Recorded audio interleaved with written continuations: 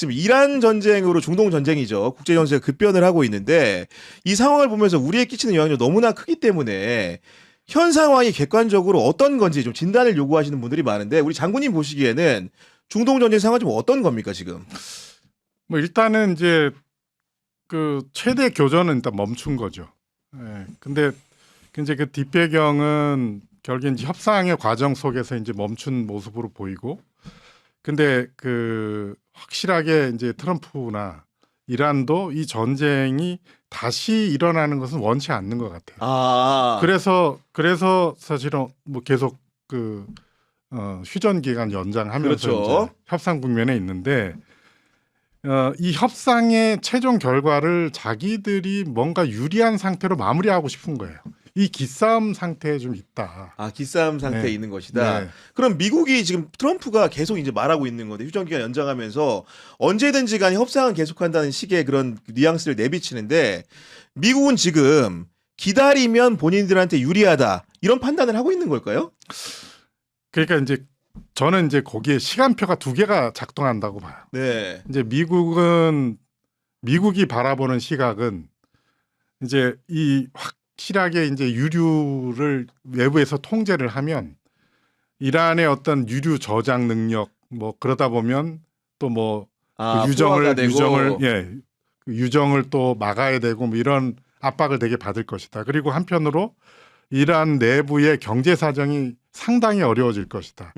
장기적으로는 이것이 결국엔 이들이 그 반항복으로 나와서 손을 들 것이다라는 기대를 하는 것 같아요. 아, 이란 입장에서는 사실은 트럼프의 시간도 넉넉지 않다고 보는 것 같습니다.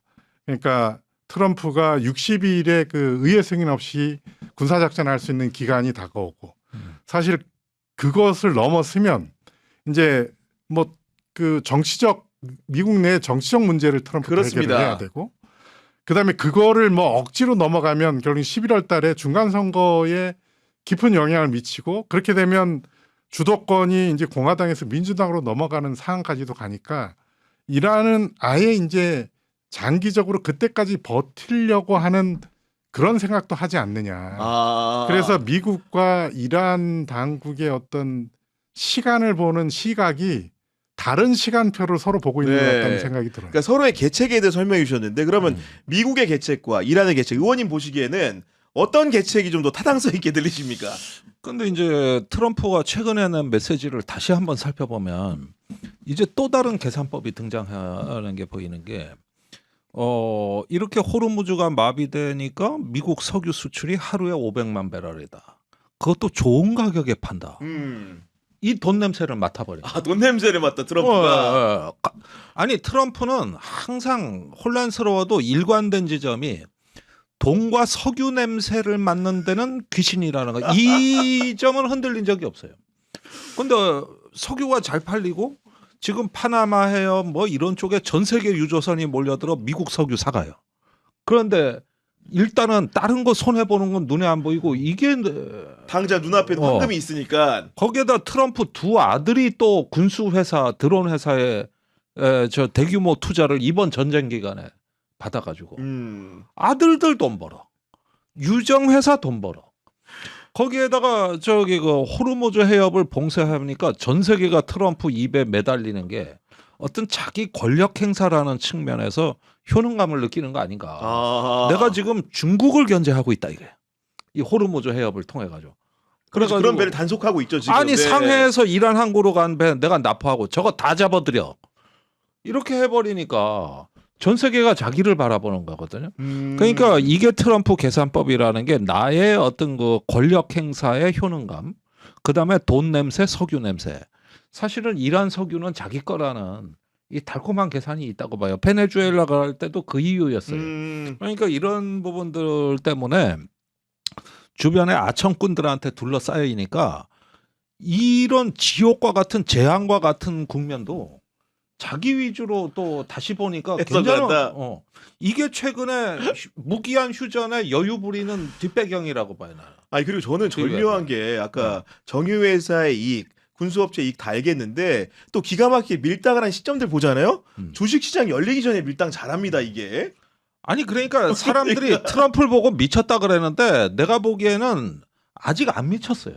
아직 안 미쳤어. 네, 아직 안 미친 게 너무 머리가 좋아. 너무 좋아, 돈 버는 데는. 네. 주식시장 앞두고 10분 전에 메시지 툭. 그러니까 나쁜 발표는 주식시장 닫힌 다음에는 이런 어떤 시간 조율에다가 이런 어떤 돈이 되는 식으로 이 전쟁에 대한 관리를 하는 이런 독특한 어떤 면을 보면은 저도 뭐 SNS에 씁니다만은 아직은 안 미친 것 같다. 요쪽에 조금 더.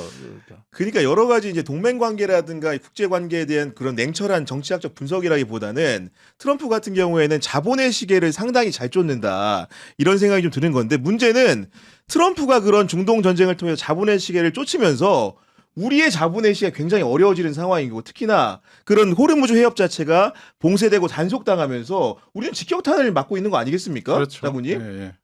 그러니까 뭐 당장 이제 우리 유류 수급 또 국내 유류 그 가격 변동 네. 이게 이제 국민들한테 직접적인 이제 고통을 주고 있죠. 음. 근데 이제 사실은 저는 주식도 안 하고 경제적 지식이 너무 낮으니까 저 김종대 의원님이 해석하는 거 굉장히 그죠. 새롭게 네, 들으시는 새롭게 거죠? 새롭게 듣기. 자본의 시계를 이제 쫓아야 될 때다 네, 군도 네. 이렇게 좀 말씀을 해주신 건데 우리 의원님 같은 경우에는 최근에 이제 중동 전쟁을 2003년도에 부시가 벌였던 이라크 전쟁과 흡사하다는 분석을 해주셨는데 그때와 어떤 지점들이 좀 닮아 있는 겁니까?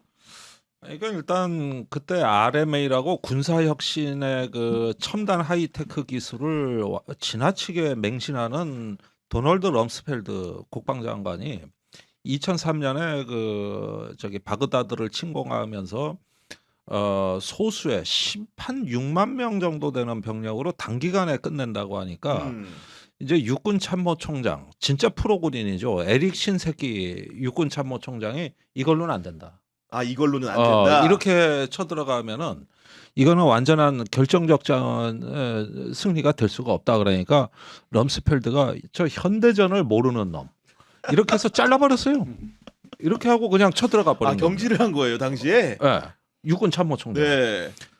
그런데 가가지고 그냥 바그다드를 쉽게 정리하고 43일 만에 조지 부시가 승전 선언을 했는데 문제는 이라크의 그 군대 10만이 넘는 그 핵심 병력이 해체가 안 된 거예요. 이게 무장 해제가 안 되고 그 뒤에 새로운 어떤 안정화 질서의 토대를 만들질 못하니까 그 병력이 그대로 민간에 스며들어서 저항군을 조직해가지고 무슨 뭐 사제 폭탄 같은 걸로 미군을 20년을 괴롭혀서 끝나지 않은 전쟁을 처참하게 만드네. 네. 근데 이번에 피터 헤그세스 장관이 이란을 침공하는데 육군 참모총장을 경질해버려. 야 완전히 닮을 꼴이네. 네 수순이. 네. 그런데 또 덴케인 합참의장도 찍어 누르고 이래가지고 일단 군인을 손보는데 이게 히틀러가 저기 옛날에 모스코바 침공 전에 군대 숙청부터 먼저 했어요. 아 그때도 자른 게 육군 참모총장이에요. 너무나 또 독일 기묘합니다. 총참모부가 군사 천재들의 유서 깊은 100년 전통의 그 독일 총참모부가 모스코바 침공하고 이러는 히틀러를 말렸거든. 그러니까 육군 참모총장을 동성애자로 몰아가지고 잘라버리고 그 다음에 37명의 장군을 숙청한 다음에 모스코바 침공했다. 어떻게 됐느냐? 완전히 였던 거예요. 그때나 럼스펠드나 헤그세스나 이래 보면은 네. 프로 군인들 가장 걸림돌이 되는 군인부터 제거를 하고 쳐들어갔는데 갈 때는 신났지. 갈 때는 토마호크 미사일 쏠 때는 전쟁 금방 끝날 것 같지. 아니 우리 또 이제 프로 군인 입장에서 네네. 우리 김종대 의원님 이런 해석 내놓으셨는데 지금 중동 전쟁 보면서 비슷한 생각 하십니까? 그러니까 이제 참모총장들이 잘리잖아요. 이제 전쟁을 수행할 때 야전 지휘관들은 현장에서 싸우는데 정신이 없습니다. 참모총장들은 뭘 하냐면 야 이 전쟁 전반에 인력은 어떻게 지원하고 장비는 어떻게 지원하고 탄약은 어떻게 지원하고 이것의 전체 틀을 짜는 사람이에요. 그러니까 단순하게 현장에 일어나는 전투의 승리보다는 전쟁의 전반적인 흐름을 이제 읽어가면서 그거를 이제 지원해주는 역할을 하는데 이분들이 보기에는 이 전쟁의 승산이 이게 쉽지 않다라는 얘기. 전황을 봤을 때 그렇죠. 네. 얼마든지 할 수 있는 거죠. 근데 이제 그 거기에 이제 그 메커니즘을 이해하지 못하는 이제 정치적 지도자들은 이게 되게 거슬리는 겁니다. 야. 내 의도를 모르고 그러니까요. 예, 그러니까. 저런 얘기를 하는구나. 그러니까 이제 그게 몇 번 누적되니까 저 사람부터 제거해 이렇게 되는 거죠. 야, 지금 일관된 얘기라는 게 우리 군의 문제를 얘기하면서 인사 얘기를 할 때도 방첩사 얘기를 할 때도 정치적으로 귀속되는 게 문제였는데 지금 중동 전쟁이라는 것도 미군 내에 있는 군사적인 전문가들이 득세해서 의견을 내는 게 아니고 자꾸 정치적인 의사결정이 이루어지다 보니까 예스맨들. 전쟁을 이상하게 끌고 가고 있다. 이런 해석이 가능하네요. 아니, 맹종이죠. 그러니까 이렇게 해가지고 가보니까 이번에 이제 전쟁이 일어나기 전에 덴케인 미국 합참의장도 경고를 했어요. 이거 이렇게 안 된다. 전쟁하면은 중국 견제 못한다 앞으로. 음. 그런데 했거든요.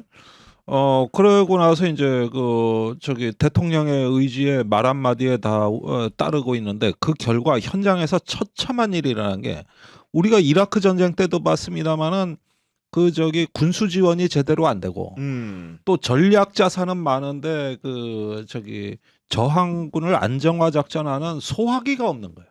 아. 예, 이런 게 안 되고 저기 시한폭탄을 제거하는 로봇이 모자라고 이러다가 이제 20년간 미군이 설설겼는데 이번에도 보면은 자 우선 첫째 쳐들어는 갔는데 결정적 전투를 해야 된단 말이야.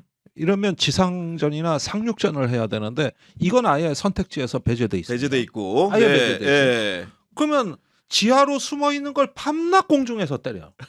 숨어 있는 거를. 예. 예.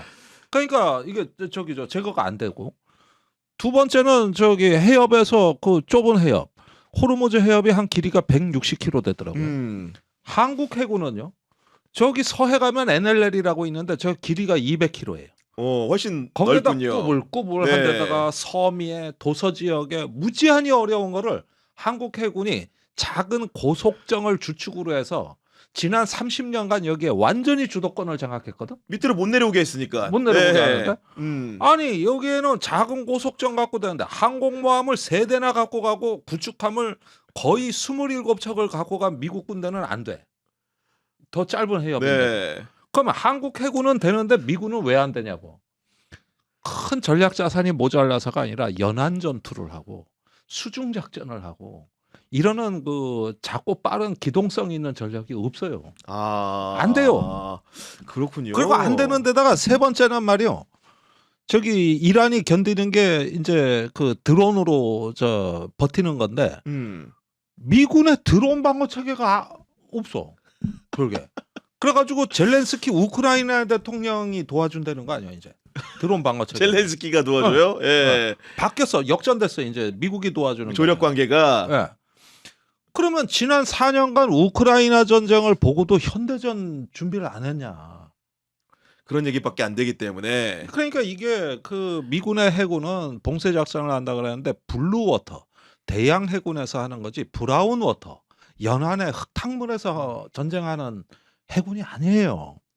그런데 지금 전쟁은 어디서 벌어지고 있습니까? 이런 비효율을 미국의 군사적인 시스템이나 전문가들이 모를 리가 없다는 거야.